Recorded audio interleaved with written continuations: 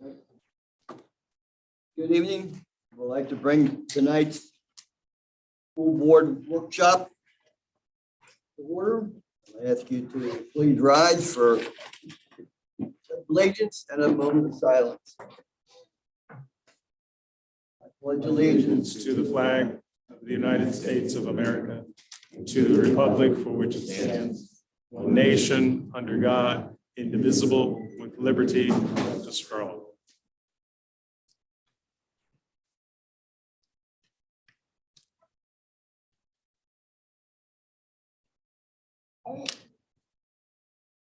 Thank you.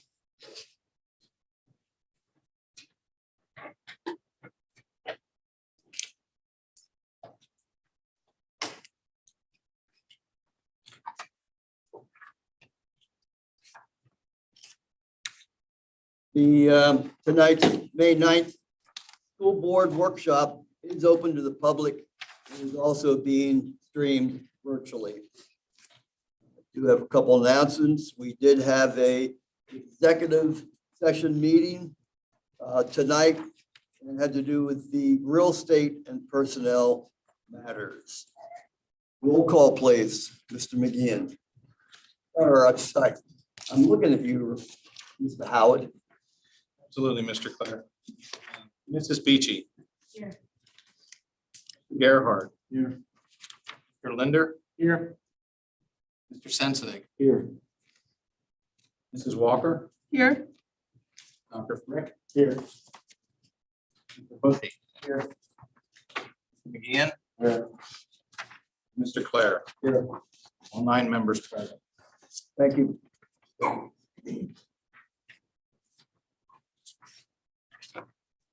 Again, I did mention that the executive, there was an executive session held prior to this meeting for discussion of real estate and personnel matters. I have a motion for the approval of the May 9th school board workshop agenda. Second. Questions? All in favor? Aye. So I'd like a motion to approve the April 11th school board meeting minutes. Second. Any questions? All in favor? Aye.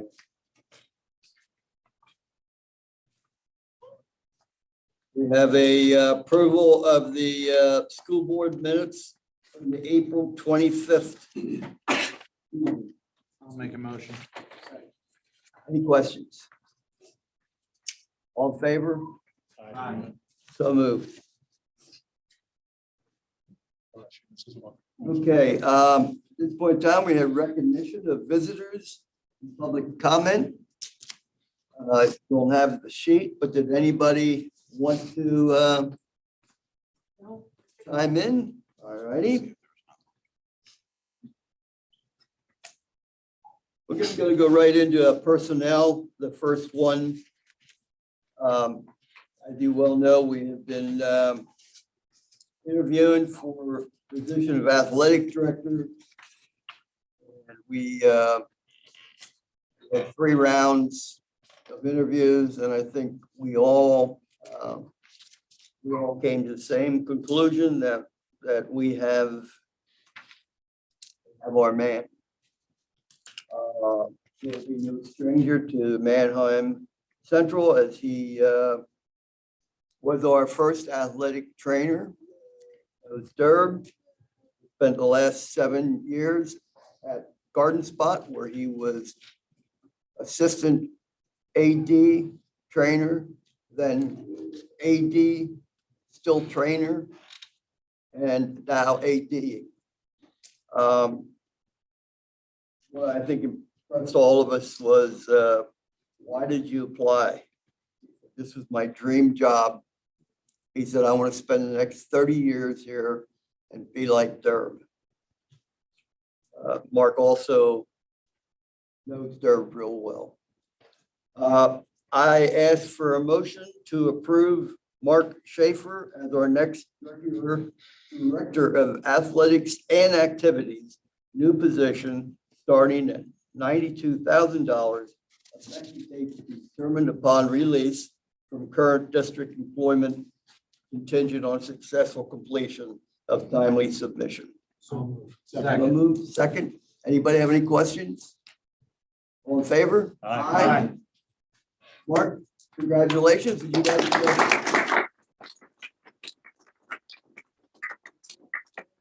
Few words. I don't want to take up too much of your time. I don't want you to take up a lot of time, but go ahead. That Mike isn't making me dance like he did my first year at Meet the Band tonight. So just excited to be back and looking forward to moving forward with the athletic programs and all that stuff. So thank you for having me back. Welcome back. All right, we'll go into superintendent's report. And just to echo what Mike said, I want to welcome Mark. And it speaks to the culture of a community when someone wants to come back. And Mark made it crystal clear that he wanted to come back and we're glad to have it. And Mark, I know you have a young one here. You don't have to feel obligated to stay beyond our welcome here tonight. Because the budget's next. Couple things just to report before we start the bond refinancing resolution. Last week, we had Teacher Appreciation Week, and a lot of people in the community stepped up. So we wanted to publicly thank all the people who showed appreciation to our teaching staff. We're very fortunate to have all of them, and we feel blessed in that regard. Thanks to the school board for stepping up on Friday and offering pastries and a lot of treats Friday mornings across the district, not just in the school buildings. We had enough pastry across this campus to stay fed for quite some time. So thank you very much. It was much appreciated. Also, this weekend was the prom and post-prom. It was really well attended. It was in Lancaster at the Holiday Inn, right in the middle of town. We had over 240 students for that and over 110 students at post-prom. So the post-prom was really well received and attended, and the parents did an unbelievable job. We had parents all over the place volunteering that night. So just a shout out and thank you to our community again. Moving right into bond refinancing resolution. We have Lord, Kegel, Kell, and Litz. Ready to go? Sure. Hello, my name is Ken Phillips. My partner Lauren Friedel was here on April 25th. But I've had the pleasure of representing Manheim Central since the mid-1980s. So tonight is really Rhonda's show in terms of the resolution, but our addendum and purchase contract is included in the resolution. It's basically what Lauren had reviewed. It's setting us up to potentially, if we get the opportunity in the future, to refinance the 16A bonds, the 18 bonds, but also provide the next round of funding for high school projects.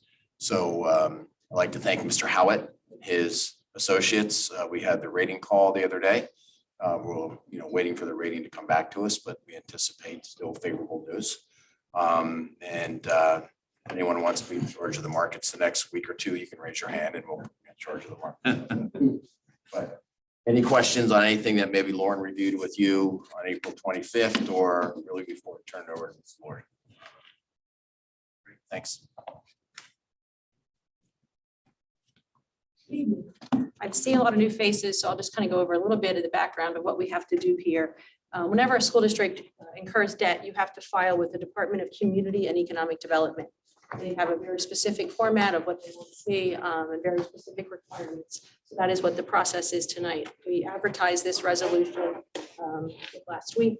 So that's required in the Debt Act. And then I will go through this resolution. I go through it rather quickly because it's long and boring, but I'm happy to answer any questions that you have. This is a parameters resolution. So once we file this, it's for the maximum amount of $48 million. We don't intend to incur that much debt, but it just gets us ready so that if the market is right and we can refund those two bond issues and do the new money issue, you at least we're ready to go at moment's notice with the Department of Community and Economic Development.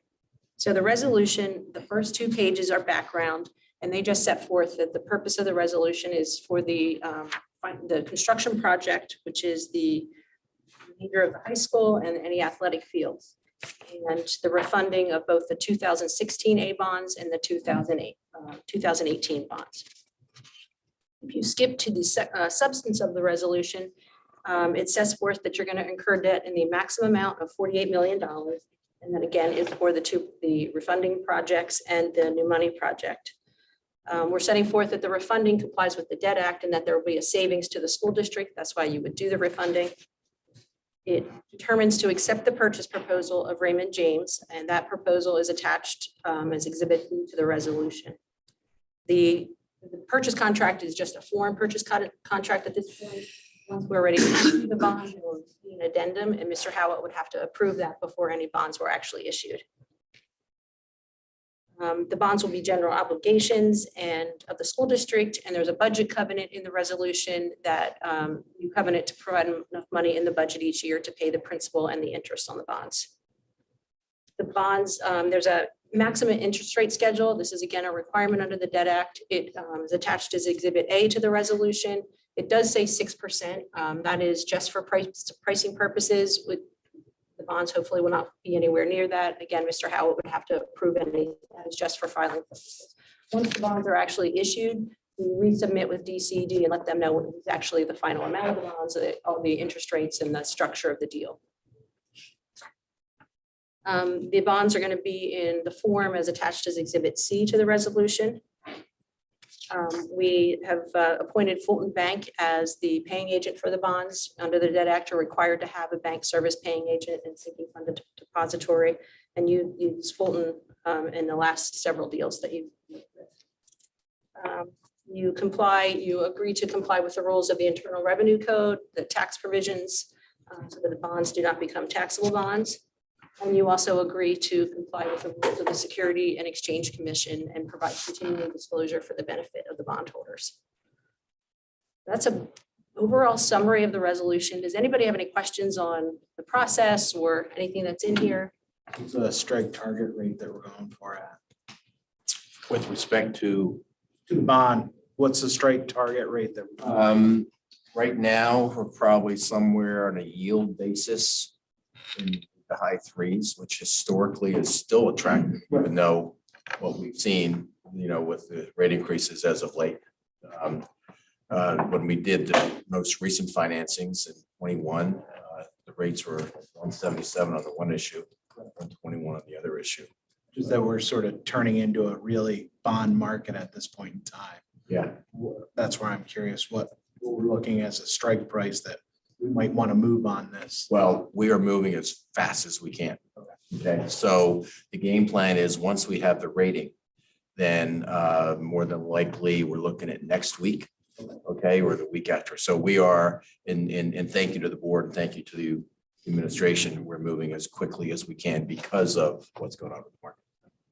Yeah, I was just curious what target rate you thought that we Yeah. would be at. Somewhere probably in the mid to high threes.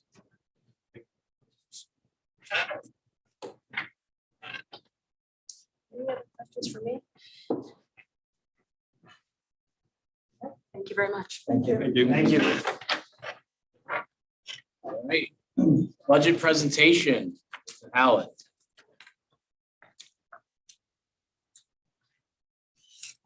And you do have the packets at your desk as well.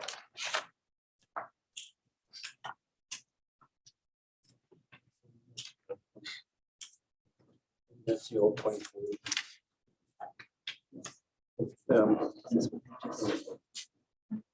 So I did, as Dr. Ack said, there are copies here. They're black and white because it's budget season and we're saving money on them, so. And there is, they did go to print with one typo, but it's fixed on here, so I will be emailing you another version so that you have the actual version.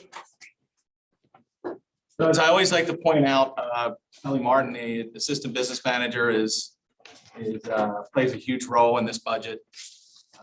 He is responsible for a lot of the numbers and the calculations that I use in these budget slides. So again, Kelly, appreciate your work on this. And if you don't like the budget, it was all Kelly's work. No, just kidding. So moving into just a high level on the budget, and this is a new slide for the board members that have been on the board for a while. This is a new slide. Basically just a history from 17-18 of our budget and kind of the revenue sources and the expenditure categories that we've had over the years. And I like to cut right to the chase, the surplus deficit.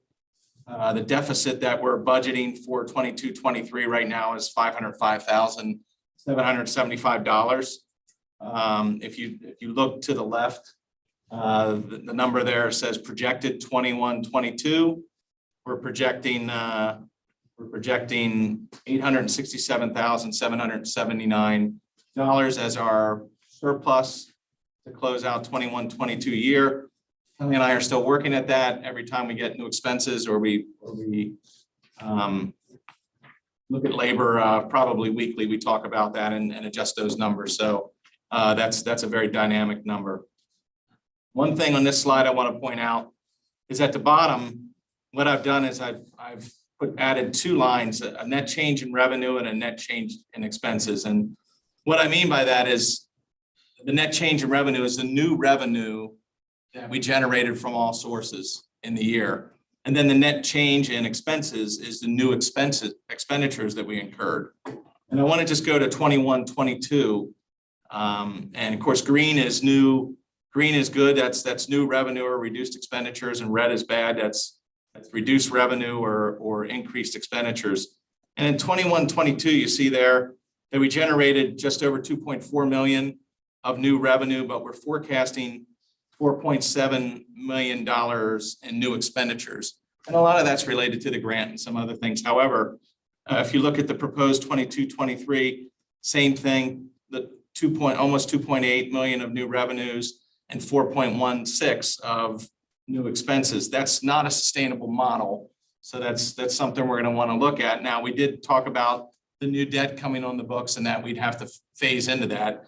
And this is part of it, using some fund balance to phase into to cover that gap. But I did want to point that out, that during this time, we did expect some of that to occur, and we're addressing that as much as we can. This is the familiar fund balance statement. And as I said down there in 21-22, you can see the fund balance. We have $1 million set aside, committed for PEASers, rates, any rate spikes there. We have 9.3 committed for future capital projects, and we expect to put another 500,000 committed for future debt service in after the 21-22 school year with that surplus. The fund balance, we expect to go down as a result of the deficit in 22-23. And down there at the bottom, you can see the percentage of expenditures the total fund balance is.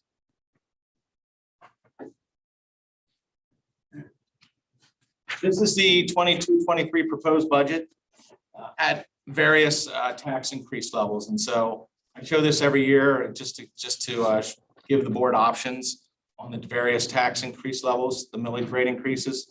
So 3.4 in the far left column is the 505,775. So I do have this budget calculated with a 3.4 index increase.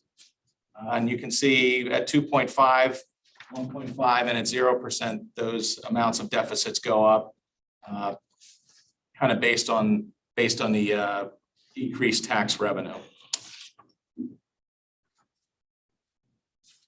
Just a breakdown of revenue sources, and for people who are used to seeing this every year, you'll notice that local sources used to be around 70%, 69.5, 70% of our revenue sources. However, with the ESSER grants and all the grants related to COVID, the federal sources has creeped up a little bit, so that's now close to 5%, and state source is just under 28%. Once the ESSER money runs out and we get back to our normal budget sources, revenue sources, I expect that number to return closer to 70% local and just a couple percent on little over 1% on federal. Local revenue sources, I'm not going to go through every line item, but you can see the line items as they're projected, some history, 2 years of history, and then the proposed amount. I like to point out that real estate taxes in all forms, so whether it's the bills we send out, the transfer taxes, the delinquencies, interim taxes, they account for 86.38% of all local revenues. and 58.13% of all revenues. So that's a large revenue item for the district. So this year we're projecting a similar growth as we've had last year. Right now, the growth is not at 1.08%, but I expect it to be there after the next county tax roll comes out. Hopefully, and hope's not a strategy, but hopefully it'll be higher than 1.08. But at this point, we're projecting it's going to come in at least a growth of last year. So that would generate tax revenue of $35.7 million right there. Down below, if you want to take a look later or whenever at various increases, you can see what tax revenue it will generate over to the right. If we did no tax at all, there would be still an increase in real estate taxes because of the assessed value growth. So there's two pieces to our increase in real estate, local real estate taxes. One is the new properties that come on the tax roll, and the other is the millage increase that the board votes on in June.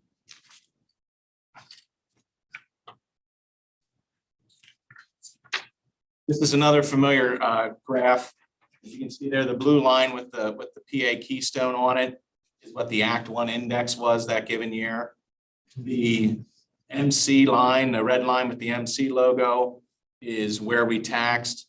And then the green line is where the assessed value growth was. And so you can see the relationship between assessed value, the Act 1 index, and where we taxed. And you can see that, you know, for a district that has built 2 elementary schools, is in the middle of a high school renovation, and looking at some athletic fields as well. For a school that's done all that, for us to not exceed the Act 1 index is pretty remarkable, actually. In fact, you can see how many times during the time we've been developing those projects that we've gone under the Act 1 index, and twice we went to 0 during the time we were doing all that construction work. So I'd like to point that out because we're providing a lot, and we're still a very good value from a tax standpoint in the county.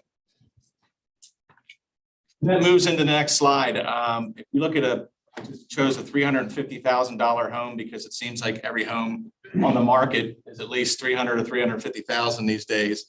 But if you look at a $350,000 home in Manheim Central versus other Lancaster County districts, we're 4th from the bottom in what it would cost for that home tax-wise. I did scrub the rest of the districts off of there. It's not really about the other districts. It's about where we rank in that. So just wanted to point that out. When we talk about tax increases, I always like to point out what the effect is on the taxpayer. And so there's obviously, if we do a 0% tax increase, there's no impact. It would be what they currently pay. The median homestead value this year, the county says for Manheim Central, is $196,800. And so that currently would be paying $2,972 of tax. If we did a 2.5% increase, it would be an additional $74 per year. And if we did a 3.4% tax increase, which is the base index, it would be $101 there. But there is kind of a little bit of a neat situation this year, at least for taxpayers.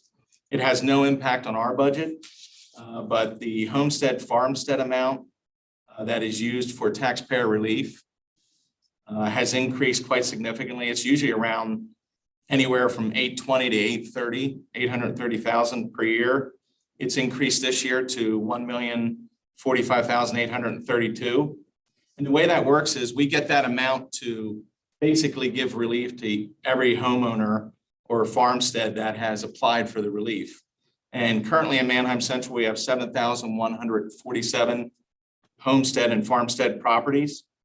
So if you do the math on that, the average or anybody who is one of those homestead or farmsteads will save an additional $30 over last year.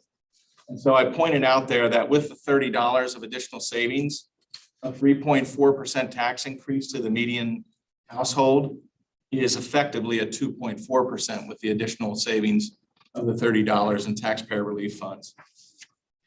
Can I ask a question? What percentage within the district of houses that, percentage wise, how many people are taking advantage of that? I don't know that specifically. That's something I can look into. I know we have about, Kelly, correct me if I'm wrong, about 10,800 properties. We send out, the last year's tax bills were like 10,300. Okay. And then the people that applied, you'll see the 7,147 on the slide, Brian has that. Those are the ones that take advantage of that. But you have to also consider somebody has 4 rental properties. We're clean and green. They wouldn't. Yeah, so 4 rental properties, you could only get your primary residence as a homestead farmstead. So, and a commercial property doesn't qualify for a homestead farmstead, so. Moving into state revenue, I'd just like to point out for new board members, there's 2 forms of state revenue. One is a subsidy, and that's usually based on a formula. They break it down for basic education and vocational education and special education. They break that down based on the number of students we have. And then they apply about 5 or 6 different factors to those formulas to come up with the amount that we get as a subsidy. The other type of revenue that flows from the state is a reimbursement, and that's transportation, Peaser's retirement. We get 50% of that back, and we get half of the Social Security and Medicare. So the rub there is if those revenues go up, that means we spent more money in those categories. If we get 50% of that back, that means our costs increase. So the subsidies are better for our revenue streams than the reimbursements. We'll take the reimbursements, but that also means we spent more. The state budget is still very much up in the air, and it's going to be that way until after the election. The governor, you may have read, proposed a huge funding increase that would yield a basic ed subsidy increase that we've not seen in a long time, over $1 million for us. That's not going to happen. Most of the insiders are saying the actual funding is going to be far less than the governor's proposal. I'm leaning towards thinking it's probably going to be a little bit more than it has been in past years because the state has a pile of cash this year. They got some of the federal funds, and they also had their revenues exceeded some of their expectations. So they're sitting on some cash, which is why you saw that increased homestead farmstead amount that they raised up. And so I would expect that this would be higher than past years, but probably not to the level of what the governor has proposed.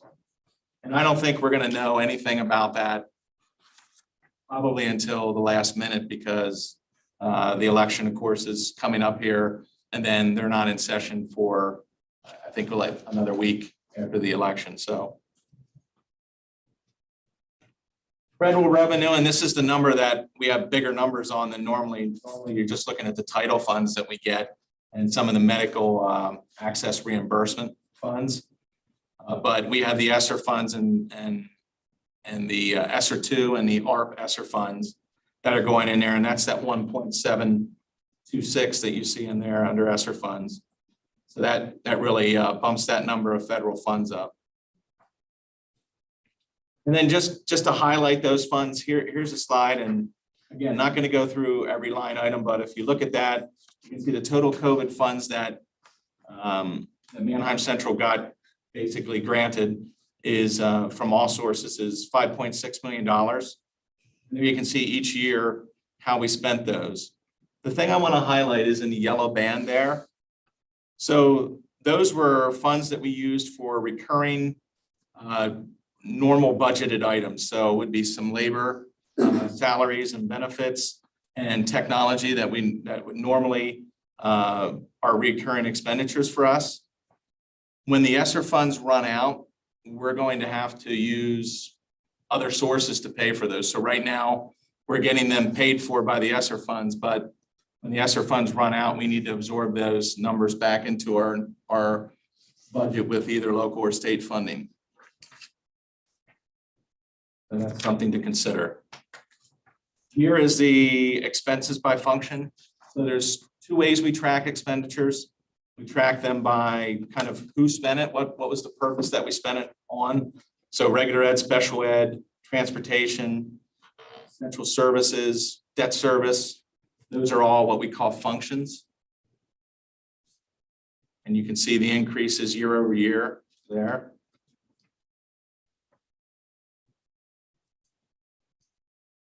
And then we track the expenses by object, and that's what were the types of expenses. So the function is who spent the money or what purpose it was used for. And the object is what was the actual expenses, salaries, benefits, professional services, equipment, property, et cetera. And so you can see some of those adjustments in there. Some of those wide variations, like the 44.59% increase, that's due to that's due to some reclassifications due to the ESSER grant. So that is 340,000 roughly there that we bought learner devices with, iPads and specifically that we reclassified to another account to use for grant funds. So that's why that number jumps from 1.057 to 1.528. So a lot of budgeting's been tough in the last couple of years because of the grant money and because of some of the different expenditures that are higher than normal or lower than normal. So the expenditures coming in at 64,626,000. Here's a Barron $100 bill. And just kind of, this is the type of expenditure, just to get a little bit more of a glance into the budget, how we spend the money. So 57.77 on instructional expenses, 12.54% budgeted for debt service, 7.04% for facilities. And, transportation, a lot of people don't realize that, but it's 5.29% of our budget that we spend on transportation in various formats. Administrative expenses are 7.88%. This is a standard salary and benefits detail that we do every year. We're projecting a salary increase, overall salary increase next year of 4.14%, and a benefits increase of 4.58%. And right now, I've explained in the past what we do for insurance is we use a internal service fund. So we basically charge the general fund a specific premium based on the coverage the staff member has, and all the claims get paid out of a central fund. And so we're always monitoring that central fund. And in the last year or two, we've seen claims kind of kick up a little bit. So there's an increase in our insurance. As you can see, we've kind of jumped from 1920, a little over 4 million, and we're budgeting 4.516 million in 22-23 because we've seen those numbers go up. We were told that our rates, our insurance rates have gone up in the neighborhood of 12%. So just trying to reflect that in there. We do have that equalization fund that absorbs any differences. So if we budget 4.5 and the claims are 4.9, we have that fund that kind of eats the differences or the overages in that fund. And that makes it easier for us to budget moving forward. Wanted to point out, and I don't have the solution. We have a lot of people that know a lot more about this working on it than me. But since the pandemic, we've seen a growth in our cyber charter attendance and the tuition cost. And basically that number this year we're projecting is going to be about 1.84 million. So that kind of leaves us with a question as to what we do for budgeting for next year. I know we're aggressively looking at this to reduce these numbers, but we still have to budget conservatively just in case this is a trend that maybe we can't control. And so we're budgeting about 1.75 million next year, hoping that comes in far lower than that. But I can tell you, if you look back to 1920, when you saw my 5-year budget forecast, I can guarantee you that we did not include an additional $1 million of cyber charter cost in that number. So this is a new cost for our budget that we have to find a way to absorb until such time that we can get those numbers back under control, or maybe society returns a little bit more to normal and people come back. So, but I did want to point that out, because that is a big number that we didn't plan for when we looked at this in 1920. Not 1920 as well. I'm sure nobody predicted cyber charter school. I want to point out the inflation impact. So I've said this every budget presentation, but the inflation rate's at 8.5% at the most recent one. We were just at a meeting, Kelly and I, and they were talking about joint purchasing bids that came back in from last year. And they told us that paper, so copier paper, is up over 50%. I think it was about 54%. That's what they said, or 52. Supplies are up over 20%. So general supplies, like classroom art supplies, and food is up 10 to 15%. So again, not sure if those numbers are going to hold year over year, but as well as going into some paper reduction that we're going to try to reduce the amount of paper we use. Those costs could affect our budget. And then just looking at energy considerations, right now we're hedged in an agreement for both electric and natural gas, but it does expire at the end of 24. And so we're watching these rates closely. Electric's up 11% year over year, and you read the paper or watched the news. PP&L, this is before PP&L just announced their 20% commercial hikes, and their 38%? Yeah, it's over 12. 38% residential rates. So this number is old news because it doesn't include those new rates. Natural gas, 21% year over year, and the futures market did settle off on that, but they're predicting that natural gas could hike. It did settle down, so hopefully that's a good trend. Fuel oil was up 70%, gasoline up 48%, and diesel fuel was up 80% year over year in PA. So those are numbers that all impact us, whether from a delivery standpoint of getting goods and services. So companies that have to eat those costs are charging more for their products. Diesel fuel, of course, for buses impacts transportation.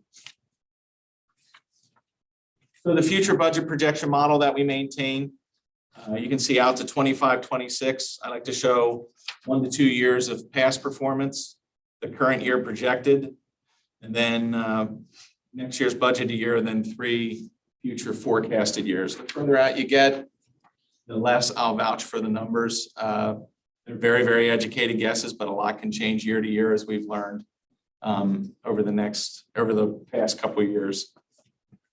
So you can see the revenue going next year, 64,120,418. If you look out in 25, 26, we would project that to go up to 70,098,028. When I project revenues and expenses, I use historical trends. So with the assessed value growth, I normally use about 1% on the assessed value growth. And this forecast is based on index. And so the index over the next couple of years, it's 3.4 for 22, 23, and then it goes up to 4.3 for 2 years, and then comes back down to 3.6, and then probably down a little bit lower the next year. So if you look at the expenditures on this page, and again, those are based on some historical trends. For the information we have on salaries, we plug in there. We use a contract rate, but of course our contract with the association is expiring at the end of 23. So I know what 23 is, but I don't know what anything beyond that. I'm using an estimate on those years.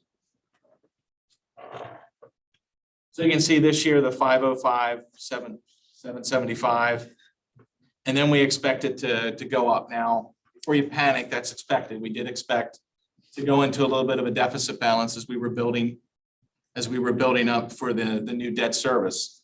What kind of threw a wrinkle into that is the cyber charter expenses kind of have thrown a wrinkle into that. However, we'll use the fund balance we have set aside for debt service to smooth over the period of time that we're in the deficit. 23, 24, 24, 25. I don't have 26, 27 showing, but if we kind of stick to the plan and indexes, that would eventually come back. It comes back to a surplus balance again. The third page, and again, I'm not going through every line item. The third page just kind of talks about our fund balances and how we would use our fund balance to balance the budget in the years where it's a deficit balance. And for the first 2 years of a deficit balance, we would use our money that we committed for PESers. And then we would go into the money we have assigned for debt service to use those balances to balance the budget. Down at the bottom, you may find it interesting. I have months of coverage of operating costs. So if you look at our fund balance, I look at the operating cost and we basically calculate how many months we could not have any other revenue sources and go through our reserve funds and how long we could last. I don't think that's ever going to happen. I hope it doesn't happen, but if it does, we could last almost 4 months.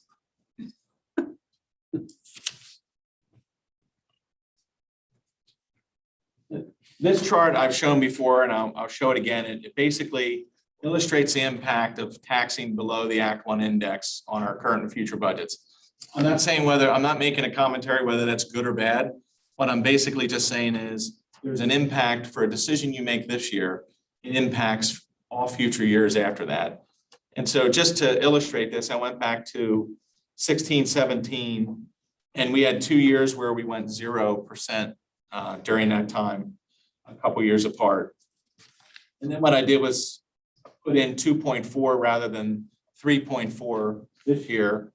And you can see the effect on this current year budget from those 2 zeros and going 1% under this year is 2.25 million.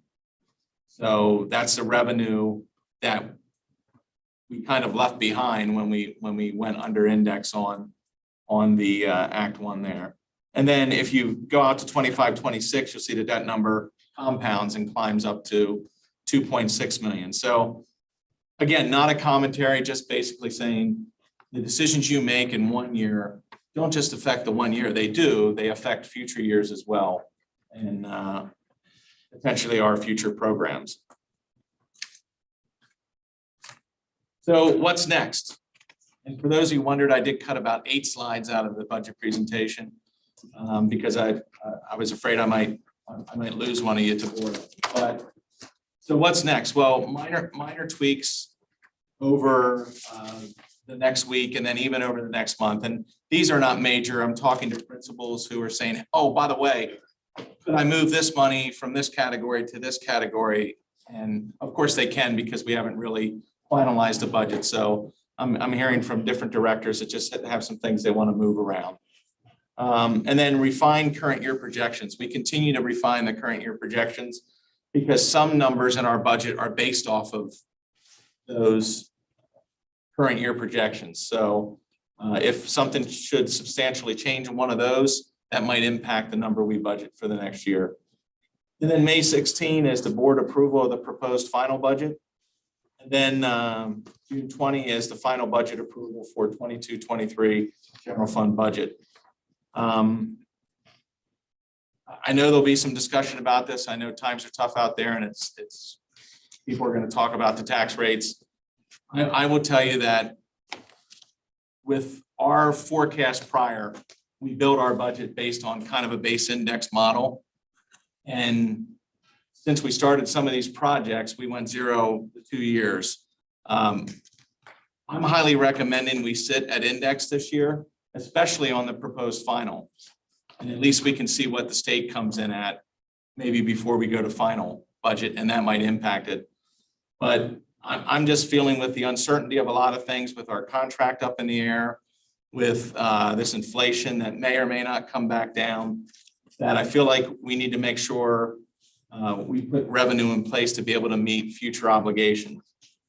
We could potentially try to go into a model of burning through our fund balance to try to balance the budget, but That's not a sustainable model, and we actually roll through the fund balance a little bit quicker than you might think. So my recommendation is to approve at least the proposed final at the 3.4% base index. And hopefully over the next 30 days, we would get a better look of what the state's doing. So any questions? Going back to special ed, on cyber and in school, do we know where that major increase is? Is it because of benefits that we can't provide, that we have to outsource, and why the online? Doesn't have to be now, but I wouldn't be able to answer that. I would defer to. The best answer I could give you is that when you have a reimbursement rate that we pay cyber charter. The standard reimbursement rate for a regular ed student is substantially less than from a special ed student. And those rates are not calculated by us. They're with the formula that's used from the state. I just meant in general, is it benefits that we're not able to provide within the school that they're going towards that? Or is it another, do we have? Yeah. So you're referring to why the increase? Why the is increase? it because of something that we're not able to offer within the district, or what? And we don't need to answer it now. I'm just curious in general, is there things that we might be able to change or do in the future to offset some of that, to bring it Some back? of that's hard to answer because the cybers aren't held accountable for what they do with special ed. So they charge more for that, but we don't know exactly what all of them do or don't do. I can say with confidence that we're gonna do a better job than they're gonna do with the kids with us. But I can't speak specifically on what they do or don't do, not having a child in that setting. Brian, I have a question. Sure. We stay with the index. Could we get a hold of, get a way to add another 0.24% and blame it on charter schools? On top of the index? Mhm. Not at this point for this budget year. You know what I'm But saying? You know, yeah, I mean, because there's no, I know we can't, but there's no, they don't have any repercussions. it's a surprising number. Now, I will tell you that Manheim Central is not alone in that. Every business manager I've talked to has seen the same growth in the cyber charter and hasn't really planned for that larger growth. Obviously, we have some protection in there and some budgetary reserve for, a little bit of a spike here and there, it always kind of fluctuates. Students go up, students go down. And we've kind of dealt with that number around 800,000, but to get numbers this high is very unusual for us and very unusual for other schools, the numbers they're getting as well. So yeah, it's I know it's, And all districts and all of us are continuing to press that they are held more accountable for making the playing fields even, because it's not at this point. From our own marketing standpoint, I know we consistently reach out to folks who are utilizing those services, not our own. What kind of status update is there on the progress in that arena? So nothing from the last time we've talked about it. Usually that's summer work for us. The last time we reached out to students, a lot of the people that had left was due to the masking and their feelings with masking. So some of those folks indicated that with things more stable, they could be coming back, and others are kind of waiting to bide their time to see what happens. And I'm sure there's a population that has nothing to do with that as well. But that is summer work for us as well as homeschool students, John. And we are generating a number of creative ideas that we'll be sharing in the future that we're hoping to bring people back. the scary part about it, WJL is starting to say and tell everybody that the city of Philadelphia is expecting another outbreak and to plan for this and plan for that. That doesn't do anybody any good.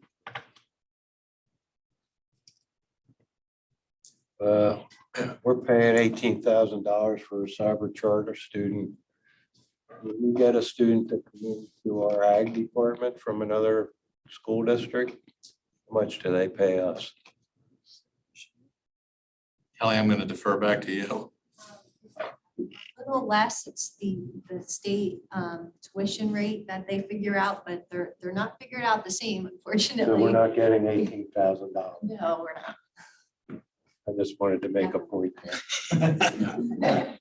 But the other thing, and this is more for future good consideration than next year. Fruitville Pike and Oak Street is going to have a development there. And I saw a zoning hearing sign up on Oak Street between Fruitville Pike and railroad tracks. So evidently that's going to be developed into something. And of course, Stiegel will eventually get on our tax rolls at somewhere around $7 million, I would expect value. So we'll have some real estate. And Bay, out near Bayberry, there's that whole track there supposed to get developed So also. we do have some future growth there, but that's not going to help us next year. Yeah, I mean, the RAFO growth has kind of leveled off. If you remember, there was a 10-year period where RAFO was just going nuts with their building there in that one area, and they're about built out, but Penn Township has some very hopeful development Let me coming. ask you another question. And I'm asking this more as a board member and nearly new than I am as a board member here. When we have 3 apartments in our nearly new building, along with the store, do not pay real estate taxes on store and parking lots, but we do pay real estate taxes on the apartments, even though that money goes into the nonprofit business to be distributed locally to other causes.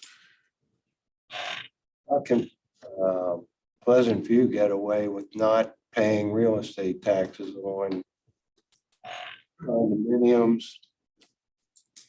apartments, townhouses, all that stuff? I don't know I mean, I know that that's They're growing based on law and money out there. They have retail establishments, restaurants, and other things going in out there, a consignment shop now. We're trying to put a lot more things in. So I agree. What, if they start bringing in outside companies to put in restaurants and stuff like that, why would they be? I don't know that those commercial pieces wouldn't be taxed. The actual piece that's nonprofit. Now, we also do have a payment in lieu of taxes, the pilot, for a percentage of what Pleasant View would have paid. What do they pay? I think it's roughly 40% of what the taxes would be, which is an agreement that we have with them. And that increases each year as our millage rate increases. Their percentage, we recalculate a percentage. Unlike some other pilots that are flat over a period of time, there's actually increases as our millage rate increases. I don't know the answer to that. The county decides kind of what is a taxable parcel and what's a non-taxable parcel. So it's probably above my government pay grade. okay. Any other questions? If anybody ever has any questions anytime, or you're confused about a slide that you see in here and want to discuss the numbers, feel free to reach out. And I'd be glad to talk you through any question you have regarding this. All right. General action items. Only one.